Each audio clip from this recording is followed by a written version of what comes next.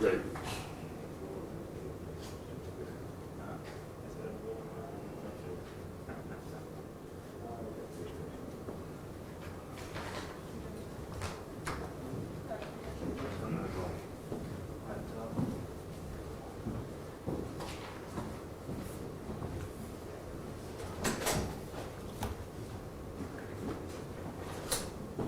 You can come back now.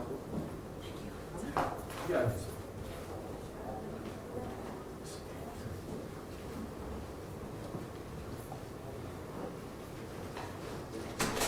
Mo, you said the 6th was good though for you? Yeah. Okay.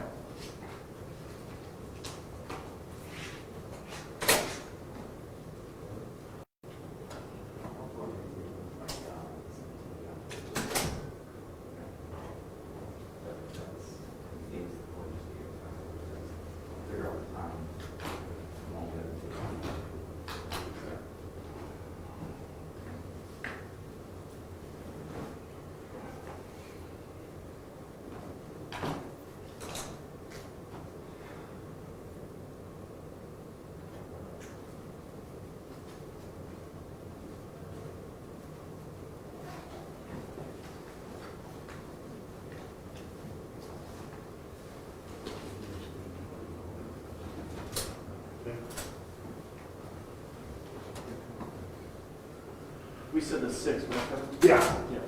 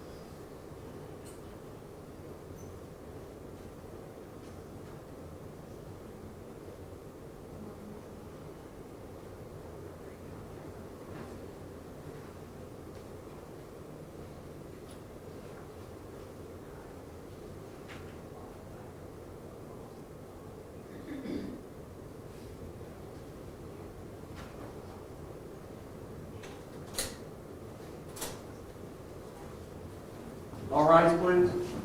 Court's in session. Be seated.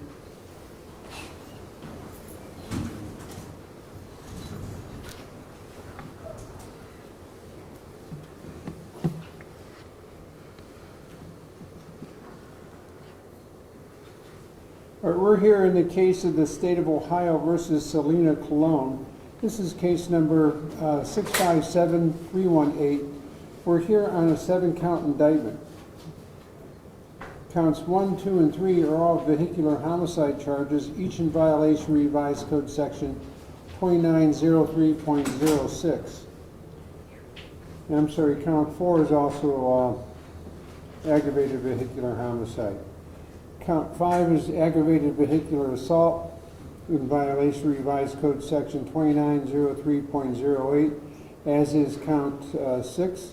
And count 7 is 4511.19, driving while under the influence. Since all these acts allegedly occurred on or after July 1, 1996, the applicable law is the criminal codes of the state of Ohio as modified by Senate Bill 2 and its subsequent amendments. Present is Ms. Cologne, along with her counsel, Kevin Spellacy.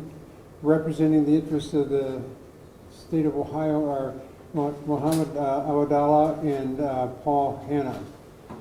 Mr. Awadallah. Thank you, Your Honor. May it please this honorable court.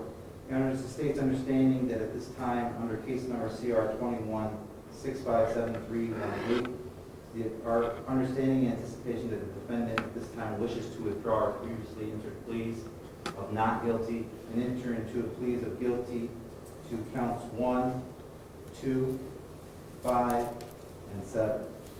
With that anticipated plea, the state of Ohio will acknowledge the remaining counts.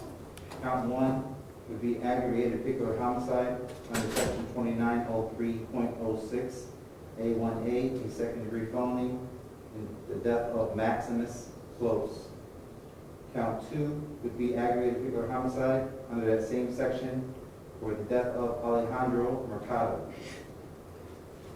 Count 5 would be aggravated vehicular assault, which is section 2903.08 A1A, for causing serious physical harm to K.C., who was a juvenile at that time, who is now over 18, and indicated to the state of Ohio that he wishes his name to be amended to Kyle Cerisi. At this time, move that amendment to be made to that indictment, Your Honor. Cerisi spelled C-I-R-E-S-I, Kyle spelled K-Y-L-E. And count 7, driving while under influence, a misdemeanor of the first degree under 4511.19 A1A. With that amendment and anticipated plea, the state of Ohio believes that this would be forthcoming at this time. Thank you, Your Honor. All right, thank you, Mr. Spellacy. Thank you, Judge. For the record, I can indicate I've had complete and full discovery in this matter, gone over with that information with my client. The statements of the prosecutor are correct, Judge. I anticipate a voluntary willful plea today for my client. I've gone over with her constitutional rights, told you to do the same in open court, and she's ready to enter a plea of guilty, Judge. Thank you. All right, thank you. Ms. Cologne, could you state your name and age, please? Selena Cologne, 23. And what's the highest level of education you attained in school? Lakewood High School. I graduated with my diploma. And do you have the ability to read and write? Yes, sir. Are you currently under the influence of any drugs, alcohol, or medication that would adversely affect your ability to understand what's happening today or to enter into a plea? No, Your Honor. Do you in fact understand what's happening today? Yes, Your Honor. Have any threats or promises been made to you to induce you to change your plea? No, Your Honor. Are you satisfied with the service of your lawyer, Mr. Spellacy? Yes. Are you currently on any community control sanctions, probation, post-release control, or parole? Yes, Your Honor. Pardon me? She's at court supervised release. All right. Are you a citizen of the United States? Yes. And do you have a driver's license? No, Your Honor. Is it suspended or do you Yes. have one? Yeah, it's suspended. All right, but you do have one, but it's suspended. Correct, yes, Your Honor. All right, Ms. Cologne, even though your lawyer has already explained your rights to you, I must be satisfied that you understand your rights. Do you understand that you're presumed innocent and that by entering a plea of guilty to the amended indictment that you admit to the truth of those facts and your full guilt? Yes, Your Honor. Do you understand that you have the right to a trial, your choice of either a jury trial or to the court, at which time the state must prove you guilty and that you're giving up that right? Yes, Your Honor. Do you understand that you have the right to confront and cross-examine witnesses the state must bring forth at a trial of your case and that you're giving up that right? Yes. Do you understand you have the right to subpoena witnesses to testify in your favor at a trial of your case and that you're giving up that right? Yes. Do you understand you have the right to have the state prove you guilty beyond a reasonable doubt at a trial of your case and that you're giving up that right? Yes. Do you understand you have the right not to testify at the time of the trial of your case, which no one may use against you, and that you're giving up that right? Yes, Your Honor. And do you understand that the court can proceed with judgment and sentence you immediately after your plea? Yes, Your Honor. All right, thank you. Based upon the statements of the prosecuting attorney and your lawyer, I believe your intention to plead guilty in the following manner.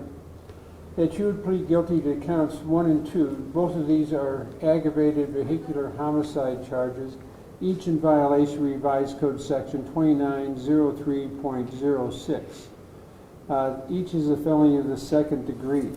Now, each of those 2 felonies of the second degree are punishable by a mandatory time of imprisonment of between 2 and 8 years inclusive in annual increments, which means 2, 3, 4, 5, 6, 7, or 8. There's also a fine of up to $15,000. Now, any term that I impose on you between that 2 and 8 years is the mandatory term. So if I impose 3 years, that's the mandatory term. If I impose 5, that's the mandatory term. If I impose 8, that's the mandatory term. You'll serve a mandatory term day for day. All right, there'll be no early release or judicial release or earned days of credit. Understand that? Yes, Your Honor. There's also a mandatory, and I have here Class 2 driver's license suspension, which is 3 years to life. Which is a prior to the Class 1. Your Honor, it's a Class 1, from the state's understanding, it's a Class 1 driver's license suspension. Your approach, please.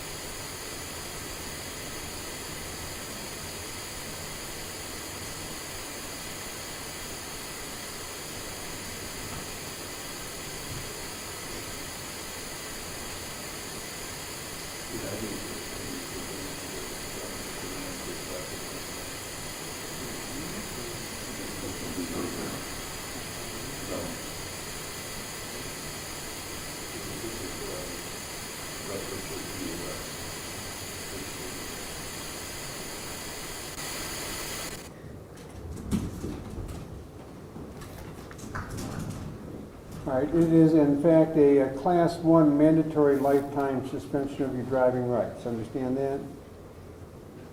Yes, Your Honor.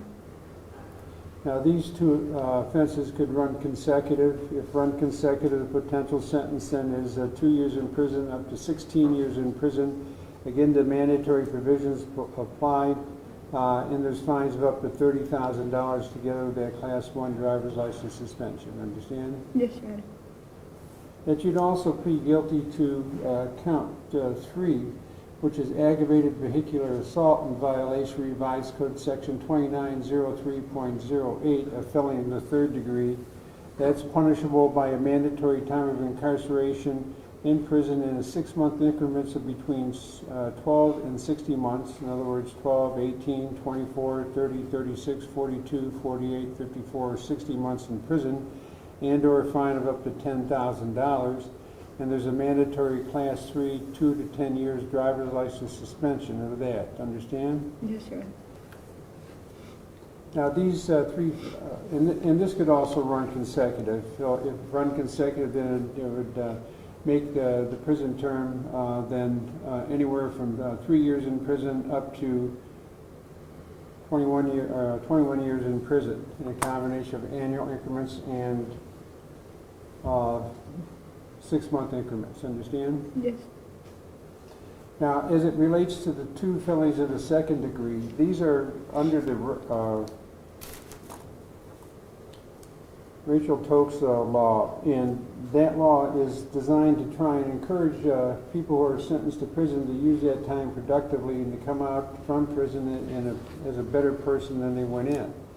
And the way they do that is have what is called an indefinite term. The indefinite term is 1/2 of any term I impose on either of those felonies of the 2nd degree.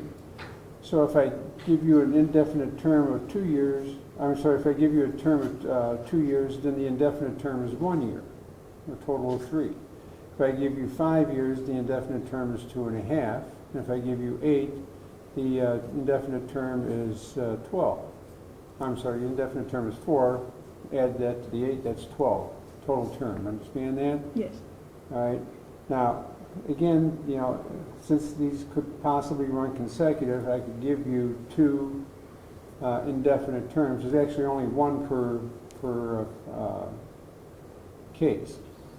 So, in this particular case, the maximum term that could be imposed on you would be 8 years on each of the 2 felonies of the second degree, 5 years on the felony of the third degree, and 4 years indefinite term. So it's a total of 21 years. Is that right?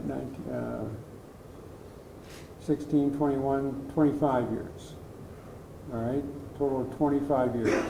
Understand that? Yes. Now, Judge, for the record, I mean, we object as we customarily do to the reg and tokes portion of this, and just for the record right. And I purposes. understand it's been argued in front of the Supreme Court, so there would be a ruling on that one way or the other. All right, now there's a rebuttable presumption that of release at the end of the minimum term by the Department of Corrections. In other words, whatever term I impose between the 2 and the 8. The Department of Corrections is authorized to continue the incarceration to the end of the maximum term if the presumption is rebutted at a hearing before the court. The Department of Corrections has set rules and criteria for it to rebut the presumption of release as to specific determination as to the defendant's conduct. In other words, they got to tell you what, if your conduct is such that this could lead to the imposition of the indefinite term. They got to give you an opportunity to comport your conduct in the appropriate fashion. Right? At the end of the maximum term, the defendant must be released if the presumption is rebutted, and any mandatory term and all terms for all specifications must be served prior to the start of the minimum term.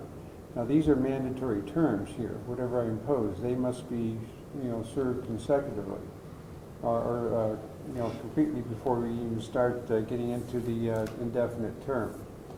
Now,